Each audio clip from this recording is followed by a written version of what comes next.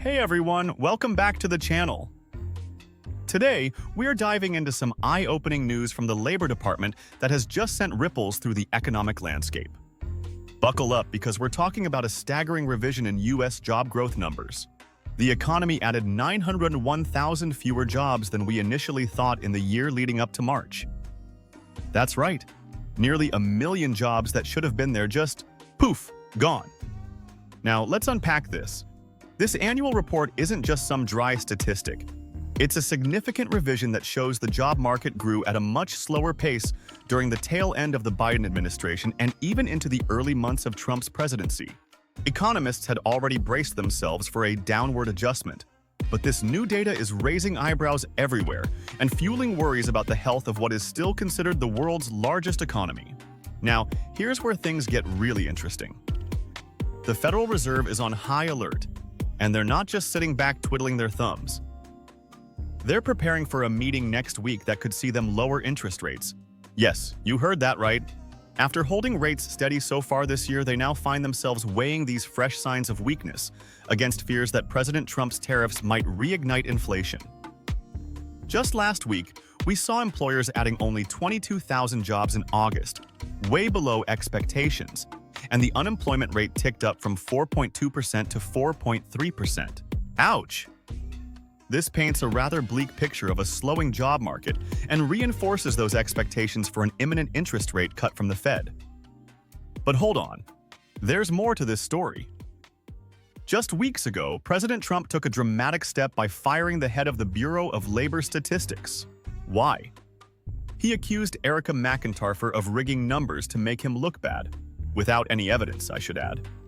It seems like politics are getting tangled in with economics here. Analysts are pointing fingers at Trump's sweeping changes in tariff and immigration policy as contributing factors to these recent troubles in the job market. And while it may be tempting for some to think this data serves as a feather in Trump's cap, his administration saying Biden's economy was a disaster, the reality is far more complex.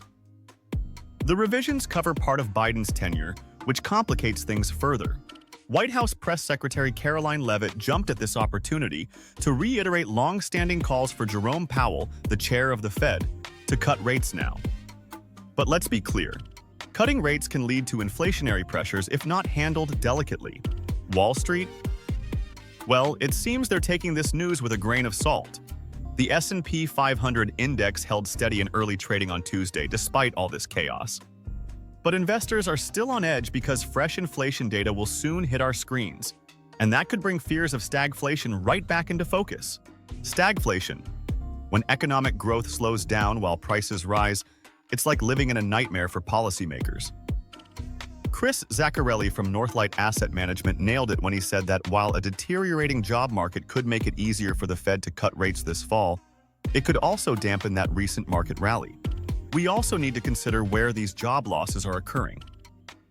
A broad-based revision means almost every sector felt the impact, but particularly in services like leisure and hospitality, areas that many hoped would bounce back robustly post-pandemic.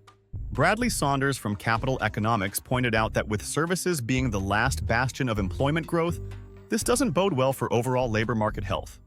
So what does this mean moving forward? Well, it means we need to keep our eyes peeled on economic indicators and the decisions made by the Fed. We have to question whether aggressive monetary policy adjustments can truly stimulate growth without triggering inflationary fires. As we navigate these turbulent waters together, remember, economics isn't just about numbers. It's about people and their livelihoods. What are your thoughts on these job revisions? Do you think cutting interest rates is the right move? Let me know in the comments below. Don't forget to like and subscribe for more economic insights straight from yours truly. Until next time.